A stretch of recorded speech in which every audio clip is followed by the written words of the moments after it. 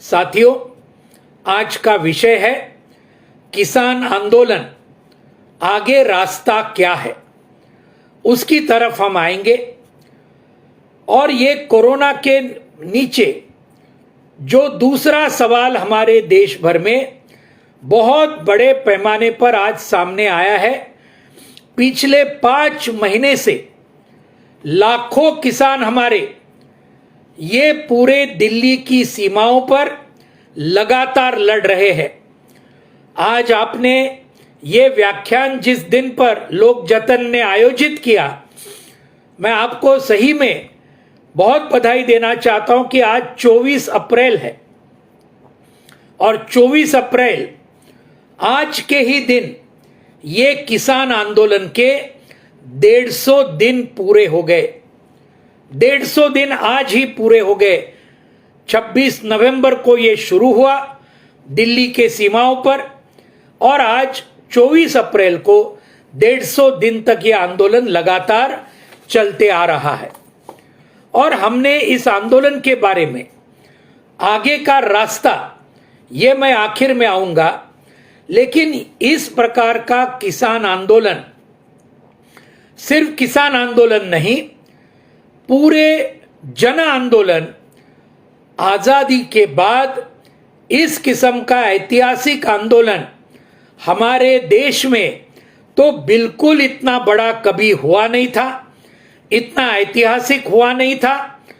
और न सिर्फ हमारे देश में, लेकिन अगर दुनिया को भी आपने देखा तो पूरी दुनिया में मैं पूरे विश्वास के साथ कहना चाहता हूं कि इस किस्म का लाखों किसानों का 5 महीने चला हुआ यह आंदोलन, ऐसा जन आंदोलन पूरे दुनिया में भी कहीं भी नहीं हुआ होगा।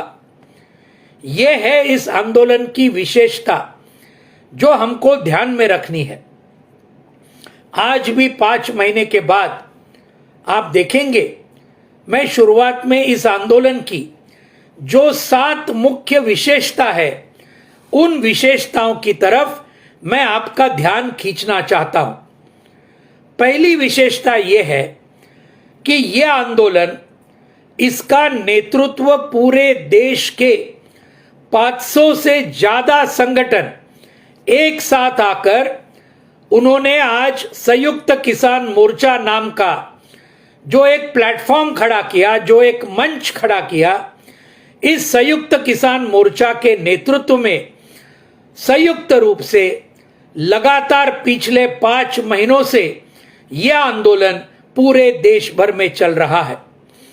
इस किस्म का देशव्यापी आंदोलन 5 महीने तक, और वो भी संयुक्त 500 किसान संगठन एक साथ आकर, अभी तक हमारे देश में कहीं भी नहीं हुआ था। और मैं इसके अंदर पंजाब के हमारे किसान साथियों को सबसे पहले सलाम करूंगा, क्योंकि उन्होंने इस आंदोलन की शुरुआत की, जून से शुरुआत की। जब ये ऑर्डिनेंसेस लाए गए 5 जून को, तब से उन्होंने लगातार इसका शुरुआत किया। और आज पंजाब के न सिर्फ गांव-गांव में, लेकिन घर घर में यह आंदोलन आज पूरी तरीके से फैल गया है। उसके बाद में हरियाणा है, वहां भी बहुत जबरदस्त आंदोलन फैला है। पश्चिमी उत्तर प्रदेश में फैला है, राजस्थान में फैला है। और मैं खास इसका जिक्र करूंगा कि आपके मध्य प्रदेश के हमारे साथियों ने भी किसान सभा के, CITU के, जनवादी महिला समिति के, DYFI के, SFI के, खेत मजदूर यूनियन के, मध्य प्रदेश के हमारे सभी साथियों ने इस आंदोलन में बहुत ही बढ़ चढ़कर पलवल बॉर्डर और आजू बाजू के हिस्से में मध्य प्रदेश के हमारे सभी साथियों ने एक बहुत बड़ा हिस्सा, बहुत बड़ा योगदान आपने किया है।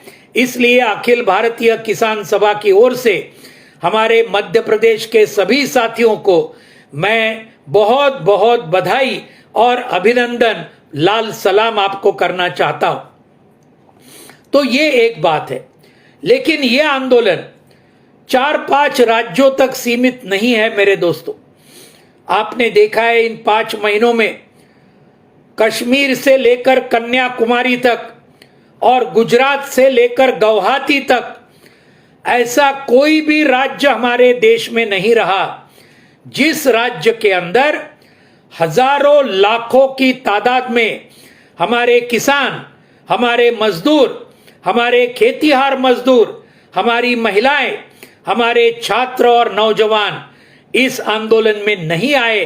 ऐसा एक भी राज्य हमारे देश के अंदर नहीं बचा। यानी ये आंदोलन पूरे देश का आंदोलन है। पिछले 2-3 महीने में आपने देखा होगा मध्य प्रदेश में भी, छत्तीसगढ़ में भी बहुत बड़ी महापंचायतें हुई, हजारों किसान इसके अंदर शरीक हुए। राजस्थान, पंजाब, हरियाणा, यूपी, बिहार और पूरे देश में मैं आपको कहूं कन्याकुमारी के महापंचायत में मैं खुद गया था। अभी देखिए कन्याकुमारी कहां है, दिल्ली कहां है, पंजाब कहां है।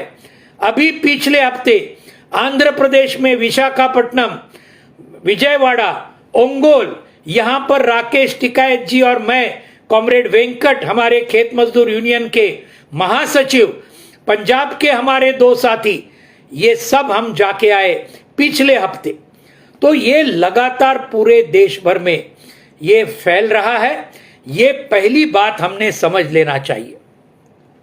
दूसरी विशेषता यह है कि इस आंदोलन को लगातार केंद्र सरकार ने और हरियाणा के भाजपा की राज्य सरकार ने इसके खिलाफ दमन की नीति ये बहुत ही बड़े पैमाने पर अपनाई। आप देखेंगे 26 नवंबर को टीयर गैस शेल, उसके बाद में ये जो वाटर कैनन, उसके बाद में लाठी हल्ले, कई हमारे किसान साथियों को गिरफ्तार करना, ये सब दमन के खिलाफ हमारे पंजाब और हरियाणा के किसान साथियों ने जबरदस्त संग्राम किया और दिल्ली की सीमा तक आकर वो पहुंच गए। ये कोई मामूली बात नहीं है। पूरे हाईवे उन्होंने खोद डाले, लेकिन उसके ऊपर भी मात करते हुए ये सभी हमारे लाखों किसान साथी आज दिल्ली के सीमा तक पहुंचे दमन का सामना करते हुए। 26 जनवरी को जो घटना हुई, ये मोदी सरकार के दलालों ने ये पूरी घटना उसके अंदर रचाई, दीप सिद्धू और बाकी लोग, और उसके बाद दमन का दूसरा दौर किसान आंदोलन के खिलाफ इन्होंने शुरुआत किया। लेकिन इसको भी कई हमारे किसान साथियों को गिरफ्तार किया, कई ये किसान साथियों को उन्होंने जेल में डाल दिया। लेकिन ये सब के खिलाफ ये किसान आंदोलन जूझता रहा और कामयाब रहा। ये बहुत महत्व की दूसरी विशेषता हमको याद में रखनी चाहिए। तीसरी बात, न सिर्फ दमन का इस्तेमाल किया गया, लेकिन बदनामी क्या कम की गई इस किसान आंदोलन की। ये बीजेपी आरएसएस के लोगों ने सबसे पहले इन्होंने इल्जाम लगाया कि ये आंदोलन के पीछे खालिस्तानी जो लोग हैं ये इस आंदोलन को पूरा समर्थन दे रहे हैं, जो आतंकवादी है ये इस आंदोलन के पीछे है। लेकिन वो पता चला, पूरे देश ने देखा कि पंजाब के साथी हमारा राष्ट्रीय ध्वज लेकर सिंघू बॉर्डर पर, टिकरी बॉर्डर पर, शाहजहांपुर बॉर्डर पर, गाजीपुर बॉर्डर पर, पलवल बॉर्डर पर राष्ट्रीय ध्वज लेकर जहां चल रहे हैं, तब ये सब उनका मामला ये पूरा खारिज कर दिया। उसके बाद क्या शुरू किया, बोले इसके अंदर माओवादी है, नक्सलवादी है, ये दूसरा उन्होंने चालू किया, लेकिन वो भी फेल पड़ गया। उसके बाद उनमें से एक केंद्रीय मंत्री, भाजपा का केंद्रीय मंत्री, दुर्भाग्य से वो हमारे महाराष्ट्र से आता है, उसने इल्जाम क्या लगाया, वो ये हद तक गया कि ये आंदोलन के पीछे पाकिस्तान और चीन इनका हाथ है। अब इससे ज्यादा रिडिकुलस बात और कोई कह सकता है क्या? जिसका दिमाग पूरी तरीके से खत्म हुआ, ऐसे ही लोग ये इस प्रकार का इल्जाम लगा सकते हैं। लेकिन इसमें कोई आश्चर्य नहीं है, क्योंकि बीजेपी आरएसएस के सभी के दिमाग ये तो कब से आउट हो गए, कभी थे ही नहीं उनके पास दिमाग। तो ये इस प्रकार से पाकिस्तान और चीन के एजेंट है, इस प्रकार का भी इल्जाम ये किसान आंदोलन ने सहन किया और उसके ऊपर भी उन्होंने पूरी तरीके से उन्होंने मात की। चौथी विशेषता यह है कि यह आंदोलन पिछले 150 दिन से लाखों लोग वहां पर है, लेकिन पूरी तरीके से शांततापूर्ण आंदोलन रहा है, पूरा शांतिपूर्ण आंदोलन रहा। एक भी गाड़ी की कांच को भी धक्का नहीं लगा, कुछ ऐसा नहीं हुआ। मैंने शुरुआत ही जिक्र किया 26 जनवरी की जो हिंसा की वो ये सरकार ने करवाई, उनके दलालों के हाथ से करवाई, उसको छोड़ दीजिए, उसका और किसान आंदोलन का बिल्कुल कोई संबंध नहीं है। लेकिन पूरी तरीके से शांतिपूर्ण तरीके से, जनवादी तरीके से यह आंदोलन 150 दिन से चला है और ये इस आंदोलन की चौथी विशेषता है। साथियों, पांचवी विशेषता जो बहुत ही महत्वपूर्ण है, और वो पांचवी विशेषता यह है कि यह आंदोलन सभी धर्मों के किसानों का एक साथ में चल रहा है। आप देखेंगे सिख धर्म के किसान बहुत बड़े पैमाने पर हमारे पंजाब के साथी वहां पर बैठे हैं, हिंदू धर्म के लाखों किसान हैं, इस्लाम धर्म के किसान वहां बैठे हुए हैं, बौद्ध धर्म के किसान हैं, क्रिश्चियन धर्म के किसान हैं, बाकी जो भी धर्म भारत में है उस धर्म के किसान आज ये दिल्ली के बॉर्डर में और पूरे देश में जो आंदोलन फैला है उसके अंदर हर धर्म के किसानों ने इसके अंदर सहभाग लिया है। हर जाति के किसान है, ऐसी कोई जाति नहीं है कि जिस जाति के किसान इस आंदोलन में नहीं उतर आए। और ये आपको आपके अनुभव से मध्य प्रदेश के बारे में भी आपको पता है, राजस्थान में भी पता है, हरियाणा, उत्तर प्रदेश, बाकी पूरे देश भर में हर भाषा बोलने वाले किसान इस आंदोलन में बहुत बड़े पैमाने पर उतर आए हैं।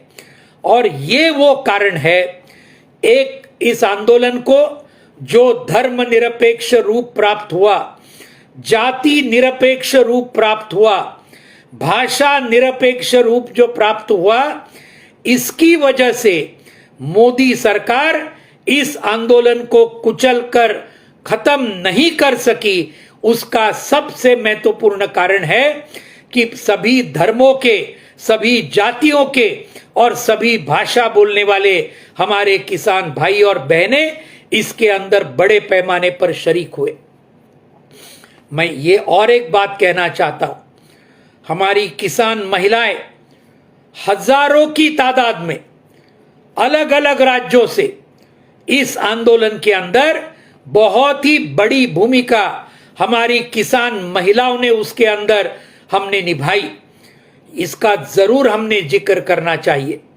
साथ में किसान नौजवान ये पूरे दिल्ली के आंदोलन में, देश भर के आंदोलन में जो किसान नौजवान है, उन्होंने भी बहुत बड़े पैमाने पर इस आंदोलन में वो भी शरीक हुए, इसका भी हमको जरूर जिक्र करना चाहिए। हमारी अखिल भारतीय किसान सभा ने, CITU ने और खेत मजदूर यूनियन ने अभी कुछ दिन पहले मार्च महीने में झांसी से, हरियाणा से जो पदयात्रा शुरू की, उस पदयात्रा का उद्घाटन शहीद भगत सिंह की भतीजी गुरजीत कौर जी ने झांसी में आकर खुद उन्होंने किया। और भगत सिंह की ये भतीजी सिंघू बॉर्डर में 4 महीने तक आंदोलन में खुद हिस्सा ले रही है। आज भी वो सिंघू बॉर्डर पर शहीद भगत सिंह की भतीजी आज भी वहां पर है। वो एक प्रातिनिधिक है, हमारी जो हजारों किसान महिला ये पूरे आंदोलन में लगातार काम कर रही है, उसकी एक प्रतिनिधि के रूप में आज वहां पर वो आई। साथियों, छठवां जो बात है, ये छठवीं बात कि ये जो 8 दिसंबर को भारत बंद हुआ, 26 मार्च को जो दूसरा भारत बंद हुआ, और ये पूरे रास्ता रोको, रेल रोको, चक्का जाम, ये पूरे देशव्यापी जो आंदोलन हुए, इन आंदोलनों के बाद हम ये देखते हैं कि यह आंदोलन सिर्फ किसानों का नहीं रहा, अभी ये जन आंदोलन पूरे देश भर का, देश भर की जनता का यह आंदोलन आज हुआ है। और ये उसका जो रूप है, ये हमको ठीक तरीके से समझना चाहिए और इसकी सराहना करनी चाहिए। सातवां और आखिरी विशेषता जो मुझे लगता है कि यह आंदोलन की सबसे बड़ी विशेषता है, इसलिए मैंने उसको आखिर में रखा है। इसका मतलब ये पहले की 6 विशेषता, इसका महत्व अपने आप में नहीं है, ऐसा बिल्कुल नहीं। लेकिन 7वीं जो विशेषता है साथियों, पहली बार हमारे देश के इतिहास में, खास तौर से पिछले 3 दशक में, जब से ये नव उदारवादी नीतियां हमारे देश में आई, तब से 1991 से लेकर 2021 तक पहली बार ये नव उदारवादी नीतियों को एक जबरदस्त तमाचा ये किसान आंदोलन ने डायरेक्टली या नव उदारवादी नीतियों को दिया है। और ये जो आज सांप्रदायिक सरकार और कॉरपोरेट के ये जो आज समझौता हुआ है, पिछले 7 साल से मोदी और शाह की बीजेपी आरएसएस की सरकार एक तरफ, और अंबानी और अदानी और उनके बाकी सभी जिनकी दलाली ये करते हैं, ये इसके अंदर हमारे देश के बड़े बड़े पूंजीपति, विदेश के बड़े बड़े पूंजीपति, मल्टीनेशनल कॉरपोरेशन, बहुराष्ट्रीय निगम, इनकी जो साठगांठ है, इस साठगांठ को ये किसान आंदोलन ने बहुत ही जबरदस्त तरीके से बेनकाब किया है हमारे देश के इतिहास में। और इसलिए आप देखेंगे कि पहले कॉल दिया संयुक्त किसान मोर्चा ने बड़े पैमाने पर कि अंबानी और अदानी का जो कोई प्रोडक्ट है, सर्विसेज है, उसके ऊपर बहिष्कार डालो। ये कॉल इसके पहले इतने बड़े पैमाने पर किसी भी आंदोलन ने पूरे देश भर में दिया नहीं था, जो इस किसान आंदोलन ने दिया डायरेक्टली, कि ये पूरे तीनों कृषि कानून और उसके साथ जोड़ के आज जो हमारे मजदूर वर्ग को ये मालिकों के गुलाम करने वाले ये जो लेबर कोड 4 इस मोदी सरकार ने संसद में जिस हफ्ते में ये कृषि कानून पारित किए, उसके इमीडिएटली दूसरे हफ्ते में ये 4 लेबर कोड हमारे मजदूर भाई और बहनों के खिलाफ इन्होंने पास करवाए। इनके खिलाफ आज एक जबरदस्त संघर्ष, ये नव उदारवाद नीतियों के खिलाफ, ये पूरे सरकार और कॉरपोरेट्स का ये जो साठगांठ है, इसके खिलाफ आज ये किसान आंदोलन ने बहुत ही जबरदस्त तरीके से पूरे देश भर में सामने लाया है। ये मुझे लगता है साथियों, इस आंदोलन की जो 7 विशेषता है, ये हमें हमेशा के लिए याद रखना चाहिए, लोगों तक लेके जाना चाहिए। आपके मोहल्ले में, आपके गांव में, मध्य प्रदेश में, पूरे देश में हमको ये बात लगातार लेके जानी चाहिए। यानी लोगों को अभिमान लगे, लोगों को नाज लगे कि ये इस आंदोलन का ऐसे ऐतिहासिक और अभूतपूर्व आंदोलन का हम हिस्सा है और हिस्सा रहेंगे जब तक इस आंदोलन की जीत नहीं हो जाती। साथियों, इस आंदोलन के जो 3 मुख्य जो हमारी मांगे हैं किसान आंदोलन की, आप सब लोग इन मांगों को अच्छी तरीके से आप जानते हैं, उसके बहुत ज्यादा डिटेल में मैं नहीं जाना चाहता। लेकिन उसका जरूर जिक्र होना चाहिए। पहली तो मांग है कि ये तीनों कृषि कानून जो मोदी सरकार ने कोई भी किसान संगठन के साथ बिल्कुल चर्चा न करते हुए इन्होंने ये कानून लाए, ये कानून घटना विरोधी है, संविधान विरोधी है। संविधान विरोधी क्यों है? क्योंकि संविधान में कृषि का क्षेत्र राज्य के लिस्ट में देके रखा है। केंद्र सरकार अगर कोई कानून लाना भी चाहती है कृषि क्षेत्र के बारे में, राज्यों के साथ चर्चा करके बिना ऐसा कानून केंद्र सरकार नहीं ला सकती। यह है संविधान के अंदर जो पोजीशन है। लेकिन इन्होंने एक भी राज्य सरकार के साथ कोई सलाह मशवरा नहीं किया, किसान संगठनों के साथ तो बिल्कुल नहीं किया, और ये कानून लाए। ये संविधान विरोधी कानून है। इसके बारे में सुप्रीम कोर्ट में अपील की है, लेकिन आप जानते हैं अभी सुप्रीम कोर्ट का जो हालत हुआ है, ये आप पिछले कुछ सालों से आप लोग सब जानते हैं। बोबड़े साहब अभी निवृत्त हुए कल के आज के दिन, उसके पहले रंजन गोगोई साहब निवृत्त हुए, राज्यसभा में उनको लाया गया। उसके पहले दीपक मिश्रा जी थे, अरुण कुमार मिश्रा जी और एक जज थे। इनका क्या सब रूप है, ये सब अभी पूरे देश भर में सभी पेपर वाले भी लिखने चालू किए। तो ये हमारी जो अपील थी कि ये संविधान विरोधी कानून है, इसको सुनने के लिए सुप्रीम कोर्ट को कोई वक्त नहीं मिला। इलेक्ट्रल बॉन्ड का कई पिटिशंस है, वो सुनने को वक्त नहीं मिला। 370 आर्टिकल और जम्मू कश्मीर के सवाल पर सुप्रीम कोर्ट को वक्त नहीं मिला। सीएए के खिलाफ जो पिटिशंस है वो सुनने को वक्त नहीं मिला। यह है आज का सुप्रीम कोर्ट, ये हमको ध्यान में रखना चाहिए।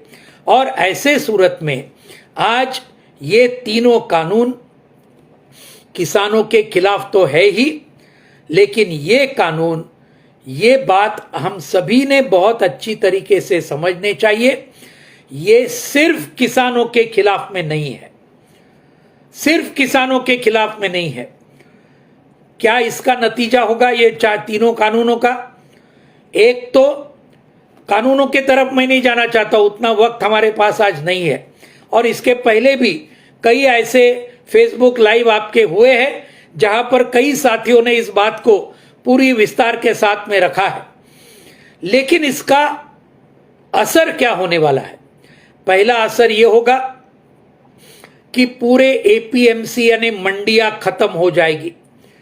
पूरा कृषि का व्यापार ये अंबानी, अदानी और डोमेस्टिक और फॉरेन कॉरपोरेट इनके हाथों में चला जाएगा। और इसके चलते क्या होने वाला है, पूरा एमएसपी की जो प्रणाली है वो पूरी रद्द होने वाली है। पूरी सरकारी खरीद खत्म होने वाली है, और एक बार सरकारी खरीद खत्म हो गई तो फूड कॉरपोरेशन ऑफ इंडिया के जो गोदाम है, जिसके अंदर आज लाखों टन गेहूं और चावल आज भरा हुआ है, एक बार सरकारी खरीद किसानों से बंद हो गई तो ये पूरे फूड कॉरपोरेशन ऑफ गोदाम पूरे खाली होंगे। और इसका अंतिम नतीजा ये होगा, सार्वजनिक वितरण प्रणाली, जो रेशन व्यवस्था जो हम कहते हैं, वो पूरी तरीके से खत्म होने वाली है। 81 करोड़ लोग हमारे देश के जो आज ये रेशन प्रणाली का लाभ लेते हैं, उनके लिए पूरी राशन प्रणाली ये बंद हो जाएगी। ये इसका असर ये कानूनों का होगा। और इसलिए हम जो बार बार बोलते हैं कि आज किसान जो लड़ रहा है वो अपने लिए तो खुद लड़ रहा है, लेकिन सिर्फ अपने लिए नहीं, आज देश के 81 करोड़ लोग जो गरीब है, जो मेहनत कश है, जो खेत मजदूर है, जो मजदूर है, असंगठित क्षेत्र के मजदूर है, किसान भी है, गरीब किसान, जो इस राशन प्रणाली का लाभ लेते हैं, आज इन सभी के सुरक्षा के लिए देश का किसान आज दिल्ली की सीमाओं पर और पूरे देश के अलग अलग राज्यों में ये आज हम लड़ रहे हैं। ये बात हमने समझ लेनी चाहिए। साथियों, इसकी शुरुआत अभी नहीं हुई। 2014 में इसी मोदी सरकार ने शांता कुमार कमेटी इसका गठन किया था। जनवरी 2015 में यह शांता कुमार कमेटी ने अपना रिपोर्ट पेश किया। शांता कुमार जी कौन थे? बीजेपी के हिमाचल प्रदेश के पूर्व मुख्यमंत्री, पूर्व केंद्रीय मंत्री। उनकी अध्यक्षता में यह कमेटी उन्होंने ये की और उसके अंदर आज उन्होंने जो पूरा रिपोर्ट दिया 2015 में जनवरी में, ध्यान में सुनिए, उस रिपोर्ट में उन्होंने पूरा रास्ता दिखा दिया कि आगे मोदी सरकार क्या करना चाहती है। और उसके अंदर ही 2015 में उन्होंने ये दिशा दर्शाई थी कि एमएसपी को खत्म करना चाहिए, सरकारी खरीद को आस्ते आस्ते खत्म करना चाहिए और राशन प्रणाली को भी आज मर्यादित करना चाहिए। 2015 में शांता कुमार ने और उसके कमेटी ने जो बताया था वो आज 2020-21 में आज करने के पीछे आज मोदी और शाह की सरकार बहुत पूरी तरीके से लगी है। यह हमको ठीक तरीके से ध्यान में लेना चाहिए। साथियों, दूसरा सवाल, और वो दूसरा सवाल हम तो जानते, पूरे डिटेल में नहीं जाना चाहता, लेकिन जीवन आवश्यक वस्तु कानून उसके अंदर जो बदल लाना चाहते हैं कि इसके आगे गेहूं, चावल, तेल, सभी हमारी दाल, आलू और प्याज, इसके ऊपर जमाखोरी जो होती है, इस जमाखोरी को अभी वो जो अभी तक प्रतिबंध था वो पूरा उन्होंने निकाल दिया। यानी बड़े बड़े कॉरपोरेट और बड़े बड़े व्यापारी ये सब चीजों का जितना चाहे उतना जमाखोरी कर सकते हैं, काला बाजार कर सकते हैं, जितना वो चाहते हैं उतना दाम वो बढ़ा सकते हैं और उसका खुले बाजार में भी हमारी पूरी जनता के ऊपर बहुत ही बड़ा और बहुत ही बुरा असर होगा, इसमें कोई शक नहीं है। तो ये भी एक बात है जिसके अंदर हम ध्यान में रखना चाहिए। कॉन्ट्रैक्ट फार्मिंग के कानून के तहत आज पूरी तरीके से किसानों की जमीन लेने के पीछे उनका षड्यंत्र है, क्योंकि ये कॉन्ट्रैक्ट फार्मिंग के कई ऐसे उदाहरण हैं। एक ही उदाहरण मैं गुजरात का आपको बोलना चाहता हूं जो पिछले साल हुआ। पेप्सिको कंपनी नाम की अमेरिकी कंपनी गुजरात के 4 किसानों के साथ उन्होंने कॉन्ट्रैक्ट किया, करार किया कि आप आलू पैदा करो, हम वो आलू को खरीद लेंगे। वो बेचारे किसानों ने आलू पैदा किया, 4 महीने के बाद गए उधर पेप्सिको कंपनी के उधर। पेप्सिको के लोगों ने बोला ये आपका आलू हमारे क्वालिटी के स्टैंडर्ड में नहीं बैठता है, इसलिए हम आपका आलू बिल्कुल खरीद नहीं करेंगे, पैसा तो नहीं देंगे। लेकिन धक्का देने वाली बात यह है, चौंकाने वाली बात यह है, पेप्सिको ने उन्होंने कहा हमारे कॉन्ट्रैक्ट में लिखा है जो आपने दस्तखत किए थे कि अगर क्वालिटी का आप इसके बारे में अगर हमारे स्टैंडर्ड नहीं मीट करेंगे आपको फाइन देनी पड़ेगी। और उसके चलते पेप्सिको ने ये 4 बेचारे किसानों के ऊपर 1 करोड़ रुपए की फाइन इनके ऊपर यानी जुर्माना लगाया।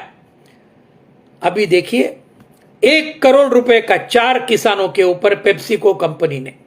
अच्छी बात यह हुई गुजरात में हमारी किसान सभा ने, बाकी सभी किसान संगठन एक साथ में आए, बहुत बड़ा संघर्ष हुआ और इतना बड़ा, पिछले साल की बात मैं कर रहा हूं, बड़ा संघर्ष हुआ और ये पेप्सिको कंपनी को 1 करोड़ रुपए का जो जुर्माना था वो रद्द करना पड़ा। किसानों की बहुत भारी जीत हो गई। यह अच्छा हुआ लेकिन हर जगह जहां ये कॉन्ट्रैक्ट फार्मिंग के तहत इस प्रकार के बड़ी बड़ी कंपनियां करेगी तो हर जगह में ऐसा संघर्ष होने की संभावना है क्या? कई जगह में नहीं हो सकता है, परिस्थिति वैसे नहीं होगी। और इसलिए अगर इस प्रकार का हुआ, किसानों को अपनी जमीन बेचने के सिवा ये कॉरपोरेट को दूसरा कोई चारा नहीं रहेगा। तो ये भी बात हमको ध्यान में रखनी चाहिए। साथियों, दूसरी जो मांग हमने ली है, ये कृषि कानून रद्द करना चाहिए, पहली मांग है। दूसरी मांग जो है कि एमएसपी और सरकार और खरीद का गारंटी देने वाला केंद्रीय कानून इस मोदी सरकार ने बनाना चाहिए।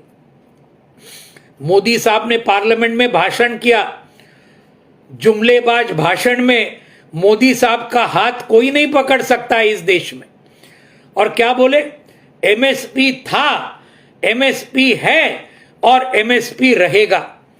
अगर ऐसा है मोदी साहब, तो ये सब था, है, रहेगा, तो ये एमएसपी के बारे में कानून करने के इसके लिए आपके हाथ किसने रोके हैं?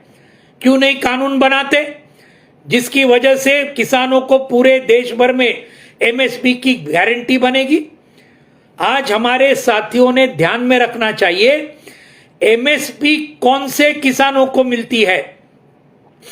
सिर्फ जहां आज सरकारी खरीद होती है उन्हीं राज्यों में एमएसपी का लाभ किसानों को मिलता है। और वो होता है सिर्फ पंजाब में, सिर्फ हरियाणा में, सिर्फ कुछ हद तक थोड़ा पश्चिमी उत्तर प्रदेश में, कुछ थोड़े हद तक मध्य प्रदेश में, थोड़ा सा राजस्थान में, थोड़ा सा तेलंगाना में, जहां पर सरकारी खरीद होती है। लेकिन वो भी किसकी होती है? सिर्फ गेहूं और धान की, सिर्फ ये दो फसलों की खरीद होती है, बाकी सभी फसलों की कोई खरीद होती नहीं। केंद्र सरकार 23 फसलों के लिए, 23 क्रॉप के लिए हर साल खरीफ और रबी के लिए एमएसपी ऐलान करती है, लेकिन सिर्फ 2 फसलों के लिए, वो भी ये 3-4 राज्यों के कुछ हिस्सों में एमएसपी आज किसानों को मिलती है। बाकी देश में क्या हालत है? बाकी पूरे देश भर में हालत बहुत ही बुरी है, बहुत ही बुरी है एमएसपी के बारे में। मैं आपको उदाहरण दूं, सभी देश के अंदर जहां जहां मैं गया, मैंने पूछा धान के बारे में, धान यानी चावल, क्या मिलता है हमारे किसानों को? एमएसपी ऐलान किया इन्होंने पिछले साल में 1878 रुपया हर क्विंटल के पीछे, यानी किसान को कितना मिलना चाहिए? केंद्र सरकार कहती है 1878 रुपये मिलने चाहिए। लेकिन मैं आंध्र में गया, बंगाल में पूछा मैंने, महाराष्ट्र में तो है ही, सब जगह में जहां जहां पर आज धान होता है वहां पर 1000 से 1200 रुपए क्विंटल के ऊपर कोई भी किसान को बिल्कुल दाम नहीं मिलता। 1878 दाम मिलना चाहिए एमएसपी के अनुसार, लेकिन 1000 से 1200 इतना ही दाम मिलता है। सबसे बुरी परिस्थिति कहां है? बिहार में, जहां नीतीश कुमार के सरकार ने 2006 में कानून बनाया और वहां पे जो एपीएमसी थी, मंडियां थी, उनको रद्द करवाया नीतीश कुमार के सरकार ने। और उसका नतीजा ये हुआ, कुछ महीने पहले बिहार के महापंचायतों में मैं गया था, मैंने पूछा, वहां पब्लिक मीटिंग में पूछा कितना मिलता है आपको, और वहां बिहार का किसान हमको बोलता है हमको बिहार में सिर्फ 800 से 1000 रुपया धान के लिए हमको मिलता है।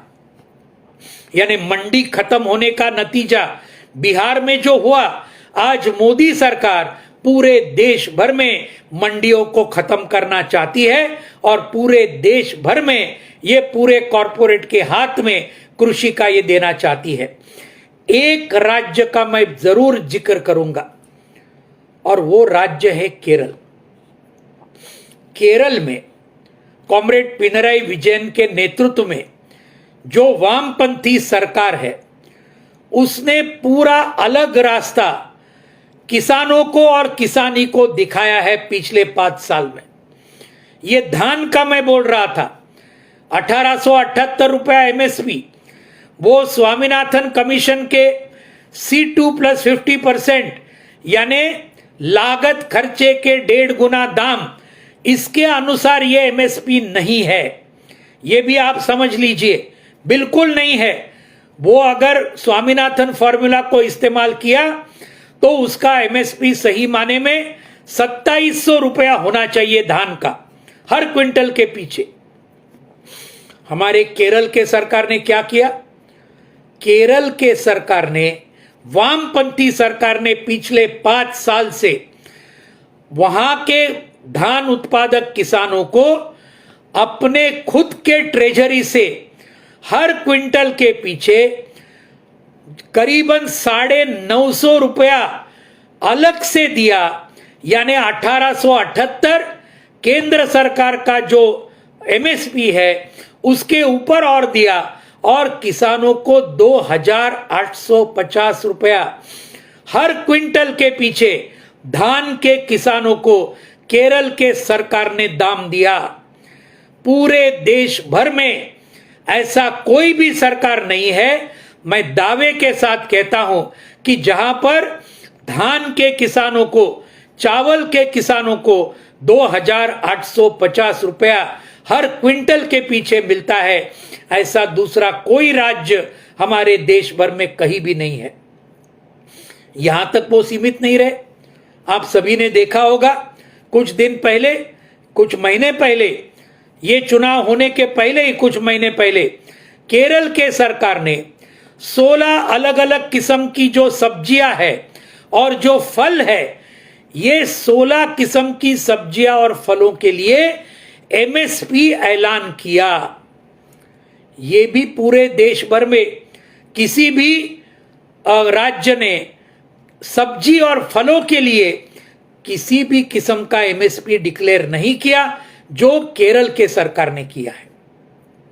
साथियों, तीसरी जो बात जिसके खिलाफ में हम लड़ रहे हैं, और वो है ये बिजली कानून, बिजली का विधेयक जो इन्होंने लाया है, जिसके तहत पूरे बिजली का वो निजीकरण करना चाहते हैं, पूरे क्षेत्र का।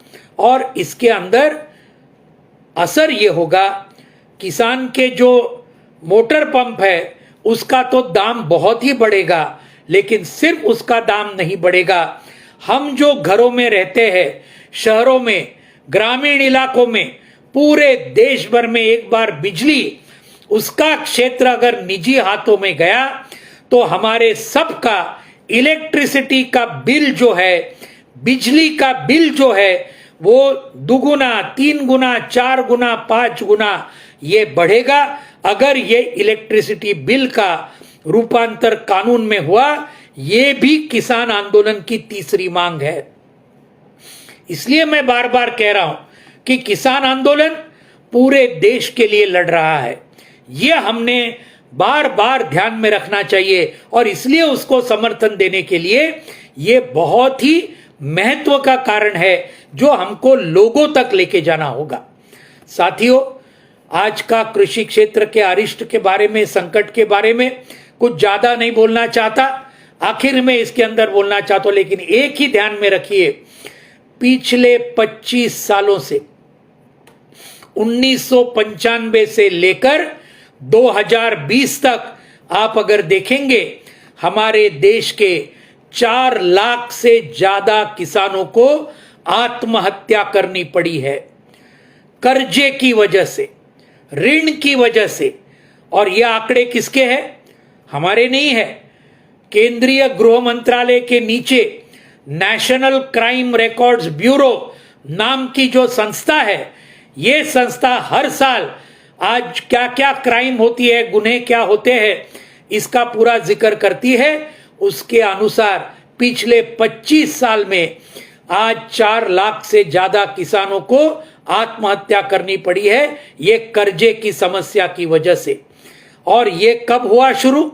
नव उदारवादी नीतियां जब 1991 से शुरू हुई, उसके 2-3 साल के अंदर ये किसानों के आत्महत्या का बहुत ही बुरा इस प्रकार का फिनोमिनन हमारे देश में शुरू हुआ, जो आज भी जारी है। मध्य प्रदेश में भी जारी है, छत्तीसगढ़ में भी है, लगभग हर एक राज्य के अंदर, एक दो राज्य को छोड़कर सब जगह में आज किसानों की आत्महत्या हमारे सामने है। दूसरा उसका असर यह हुआ आदिवासी क्षेत्र के अंदर, जिसके बारे में ज्यादा जिक्र नहीं होता, इसलिए मैं जरूर करना चाहूंगा, क्योंकि मध्य प्रदेश में बहुत बड़ा आदिवासी क्षेत्र आपके राज्य में है। आदिवासी इलाके में लाखों की तादाद में छोटे बच्चे कुपोषण की वजह से, भूख की वजह से आज मर जाते हैं हर साल। ये भी बात हमने सभी ने ध्यान में रखना चाहिए, और वो भी ये नव उदारवादी नीतियों के चलते और ज्यादा पैमाने पर उनका तादाद बहुत बड़े पैमाने पर वो भी बढ़ गई। तो ये सब आज बहुत गहरा संकट है, किसानी में बहुत गहरा संकट है, कृषि के पूरे क्षेत्र में, और उसको हल करने के बजाय आज ये नए कानूनों को लाकर उसको और ज्यादा गंभीर बनाने का पूरा षड्यंत्र ये मोदी और शाह के बीजेपी आरएसएस सरकार ने रचा है। इसके खिलाफ जबरदस्त संघर्ष पूरे देश भर में चल रहा है। साथियों, आखिर में ये किसान आंदोलन 5 महीने चला, लेकिन आगे का रास्ता क्या है, उसकी तरफ मैं आखिर में आना चाहता हूं। आप जानते हैं, जिसका शुरुआत में ही मैंने जिक्र किया, कोरोना का टाइम है, बहुत ही कठिन समय है, और इस किसान आंदोलन को दो दुश्मनों के सामने, उनके खिलाफ आज उनको सामना करना पड़ रहा है। एक तो है कोरोना और दूसरा है सरकार। ज्यादा खतरनाक क्या है, यह अगर आप वहां सिंघू बॉर्डर और टिकरी बॉर्डर पर, या गाजीपुर बॉर्डर पर, या पलवल या शाहजहांपुर बॉर्डर पर जाकर आप किसानों को पूछेंगे, प्रतिशत किसान ये बोलेंगे कि ये दो दुश्मनों के अगर तुलना की गई तो सबसे बड़ा दुश्मन ये मोदी सरकार ही हमारा है। ये जवाब देंगे आपको, मैं बोलता हूं किसान। हम जाते हैं बार बार उधर और पूछते हैं, और किसान यही बोलते हैं, कोरोना से तो हम निपट लेंगे, लेकिन ये सरकार के साथ निपटना ये हमारे लिए सबसे महत्वपूर्ण बात है। लेकिन ये हुआ बात, लेकिन दोनों संकट है, ये बात सच्चाई है। संयुक्त किसान मोर्चा की अभी हाल ही में मीटिंग हुई, जिसके अंदर हम लोग सब गए थे, और वहां पर यह तय हुआ कि आगे के रास्ता क्या है। ये आगे का रास्ता, दोनों संकटों के खिलाफ हमको लड़ना पड़ेगा। कैसे लड़ेंगे? नंबर 1, हम हमारे ये पूरे बॉर्डर के ऊपर किसानों को वैक्सीनेशन करने की वो इंतजाम संयुक्त किसान मोर्चा ये चारों पांचों बॉर्डर पर उसकी शुरुआत कर रहा है। नंबर 1। नंबर 2, मास्क और सैनिटाइजर का मुफ्त बंटवारा पूरी तरीके से वहां हो रहा है, बड़ा प्रचार हो रहा है। बाकी सभी हमारे जो लोकल अथॉरिटीज है उनके साथ आज पूरी तरीके से हम सहकार्य कर रहे हैं, और उसके मुताबिक ये कोरोना का अगर कुछ अभी तक ये बात सच्चाई है कि ये बॉर्डर तक कोरोना ज्यादा पहुंचा नहीं है, ये सच्चाई है। ये सिर्फ किसान नेता नहीं बोल रहे, लेकिन बहुत बहुत पत्रकार गए, डॉक्टर गए, वो सब वहां पे है। डॉक्टर आज भी वहां अलग अलग बॉर्डर पर अस्पताल चला रहे हैं। उन सभी ने कहा कि भाई न माने क्यों, न जाने क्यों, लेकिन ये बॉर्डर पर जैसे दिल्ली में है, जैसे भोपाल में है, जैसे मुंबई में है, ऐसे प्रकार का ये कोरोना का संकट उतने बड़े पैमाने पर यहां फैला नहीं है। लेकिन संयुक्त किसान मोर्चा इसके बारे में आज कॉम्प्लेसेंट नहीं है। हमने तय किया कोरोना के खिलाफ जो जो कदम हमको उठाने पड़ेंगे, हर बॉर्डर के ऊपर वो हर कदम उठाया जाएगा। अस्पताल वहां रेडी है, थर्मोमीटर है, ऑक्सीमीटर है, ये लगातार वो काम वहां पर चल रहा है।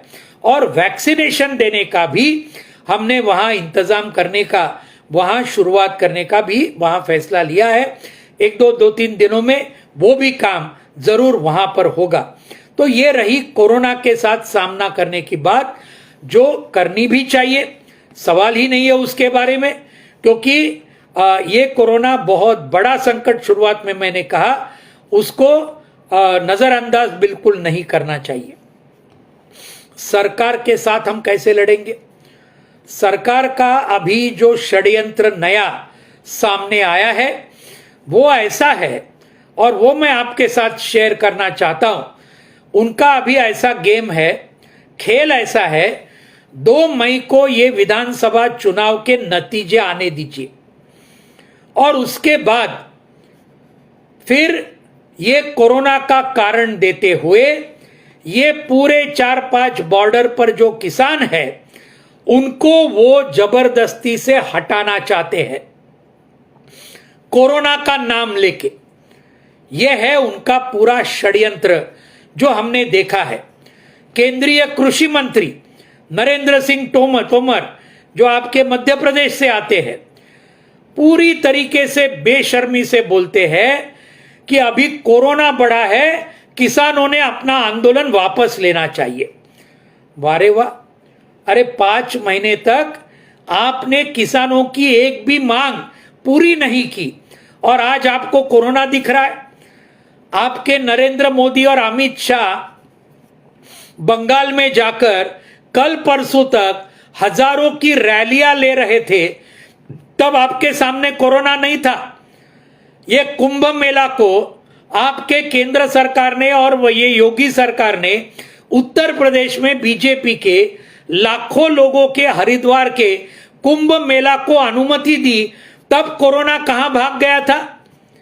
और आज हमारे सामने अभी पेपर में आता है कि ये कुंभ मेला की वजह से हजारों वहां के लोगों को जो वहां शरीक हुए उनको अभी कोरोना पॉजिटिव वो हो गए। तो ये सब टाइम पे कोरोना नहीं दिख रहा था, लेकिन किसान आंदोलन के वक्त अभी आपको अचानक कोरोना दिखने लगा। ऐसे ये लोग हैं। हरियाणा के चीफ मिनिस्टर मनोहर लाल खट्टर, ये सब आरएसएस के लोग हैं। उन्होंने भी अभी अपील किया किसानों ने वापस आना चाहिए, कोरोना है, ये है, संकट है, इस प्रकार से। तो हमने उसका ठीक तरीके से उसका जो अर्थ है वो निकाला। संयुक्त किसान मोर्चा ने तय किया है, और वो मैं आपके सामने स्पष्ट रूप से कहना चाहता हूं। इन्होंने अगर किसानों को जबरदस्ती से हटाने का कोशिश किया, जबरदस्त संघर्ष दिल्ली के हर बॉर्डर पर ये सरकार के, पुलिस के, जो भी कोई वो भेजेंगे उसके खिलाफ जबरदस्त संघर्ष होगा, इसमें कोई शक नहीं है। और ये किसान संगठन ने पूरी तरीके से तय किया है। इसके अंदर अखिल भारतीय किसान सभा, ये पूरे बॉर्डर के ऊपर, बाकी पूरे देश भर में, आपके मध्य प्रदेश में भी हर जगह अखिल भारतीय किसान सभा ने अपना योगदान बहुत बड़े पैमाने पर ये पूरे आंदोलन के अंदर उसने किया है। ये मैं जरूर बहुत अभिमान के साथ मैं आपके सामने रखना चाहता हूं। लाखों की सभा हमारी हुई, हजारों हमारे कार्यकर्ता किसान सभा के ये पूरे आंदोलन को चलाने के लिए लगातार काम कर रहे हैं। आज जो 9 मेंबर की जो लीडरशिप की कमिटी है संयुक्त किसान मोर्चा की, उसके अंदर अखिल भारतीय किसान सभा के महासचिव कॉमरेड हनन मुल्ला जी, वो उस कमिटी के मेंबर है, ये भी आप सब लोग जानते होंगे। तो इस मुताबिक किसान सभा का बहुत बड़ा रोल है, और हमने ये तय किया कि इस प्रकार का अगर ये आंदोलन को कुचल डालने की कोशिश अगर ये मोदी सरकार ने की, तो उसका जबरदस्त प्रतिरोध होगा। जो प्रतिरोध 26 नवंबर को हुआ, उससे 10 गुना ज्यादा ये प्रतिरोध, ये आंदोलन जरूर करेगा, इसमें कोई शंका लेने की बात नहीं है। साथियों, इसके लिए संयुक्त किसान मोर्चा ने अभी गेहूं के कटाई के लिए हमारे कई किसान पंजाब वापस गए थे, हरियाणा वापस गए थे, यूपी वापस गए थे। उन सबको हमने कॉल दिया, फिर दिल्ली चलो, फिर दिल्ली वापस आओ। और आज मैं आपको बोलने को मुझे बहुत खुशी होती है, आज जो 150वां दिन है, लोग हजारों की तादाद में ये संकट को ध्यान में रखते हुए, सरकार के संकट को, दमन के संकट को, आज लोग हजारों की तादाद में पंजाब, हरियाणा, राजस्थान, उत्तर प्रदेश, मध्य प्रदेश, सब जगह से ये पांचों बॉर्डर पर वापस आना हजारों किसानों ने शुरुआत किया है। और आने वाले कुछ दिनों में ये बहुत ही जबरदस्त, क्योंकि गेहूं की कटाई खत्म होगी और ये सब किसान महिलाओं के साथ, नौजवानों के साथ, पुरुषों के साथ, सब लोग ये इन पूरे बॉर्डर पर काफी बड़ी तादाद में, लाखों की जैसे तादाद थी, वैसे ये अप्रैल के आखिर तक बहुत बड़े पैमाने पर किसान आएंगे। और आगे के लिए जो 10 मई को एक राष्ट्रीय परिषद ये लेने का हमने तय किया है, संयुक्त किसान मोर्चा ने। सिंघू बॉर्डर पर ये परिषद होगी, न सिर्फ किसानों की, मजदूर संगठन भी होंगे, खेत मजदूरों के संगठन होंगे, महिला, छात्र, युवा संगठन होंगे, सामाजिक संगठन होंगे। इन सब की एक राष्ट्रीय परिषद 10 मई के दिन वो तय होगी। 10 मई का दिन हमने क्यों चुना? 10 मई वो दिन था साथियों, जब भारत का पहला आजादी का संग्राम 1857 साल में शुरू हुआ। मेरठ में वहां के हमारे भारतीय सैनिक, इन्होंने पहले बगावत की 10 मई 1857 को, और वहां से वो कूद पड़े और उन्होंने कूच किया दिल्ली की तरफ। ये था 10 मई 1857। उसी 10 मई को आज सिंघू के दिल्ली के पास ये राष्ट्रीय परिषद, राष्ट्रीय सम्मेलन हम ले रहे हैं। और उस सम्मेलन में आगे का जो कार्यक्रम है वो डिक्लेयर किया जाएगा, वो ऐलान किया जाएगा। साथियों, आखिर में मैं एक दो बातें कहना चाहता हूं। ये किसान आंदोलन, उसका जीत होना, ये हमारे सब के लिए बहुत ही महत्वपूर्ण बात है।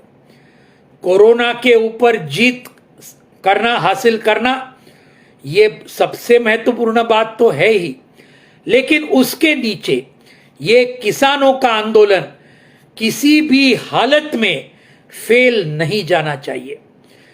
ये क्योंकि अगर वो फेल हुआ, इतने 5 महीनों लाखों किसानों का आंदोलन ये अगर कामयाब नहीं हुआ, तो मैं आपके सामने पूरे जिम्मेदारी के साथ कहना चाहता हूं, इस देश को कोई भवितव्य नहीं रहेगा।